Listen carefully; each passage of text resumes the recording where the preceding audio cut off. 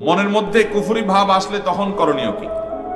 অনেক যুবক ভাইরা প্রশ্ন করেন যে মনের মধ্যে আল্লাহ সম্পর্কে বাজে চিন্তা আসে, খারাপ চিন্তা আসে, নোংরা চিন্তা আসে, কুফরি চিন্তা আসে। মনের মধ্যে যদি বাজে চিন্তা আসে তাহলে সেক্ষেত্রে সর্বপ্রথম কাজ হলো খুশি হওয়া।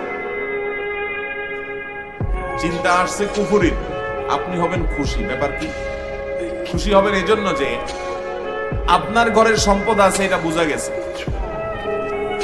আপনার মধ্যে ঈমান আছে, এটা বোঝা গেছে, যার কারণে শয়তান আপনার মনের ভিতরে বাজে চিন্তা ঢুকাচ্ছে। যে বেঈমান, যে অমুসলমান, ওর জিজ্ঞেস করে দেখেন, ওর মনে বাজে চিন্তা ঢুকে না, কারণ ওর ভিতরে ঈমানই নেই। শয়তান যে ঈমানদার, তার মনের ভিতরে কুফরি, আল্লাহ সম্পর্কে বাজে চিন্তা, খোঁচাখুচি এগুলা করে। এগুলা করার উদ্দেশ্য হলো আপনার ঈমানকে দুর্বল করতে চায়। নবী করিম সাল্লাল্লাহু আলাইহি ওয়াসাল্লামের কাছে ঠিক এই প্রশ্ন নিয়ে একজন সাহাবী আসছেন, ইয়া রাসূলুল্লাহ, আল্লাহ সম্পর্কে আমার মনে বাজে চিন্তা আসে।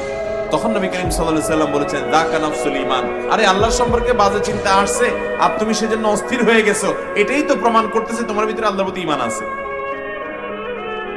অতএব আল্লাহর শুকর আদায় করবেন, তখন দেখবেন ইবলিস দূরের উপরে থাকে।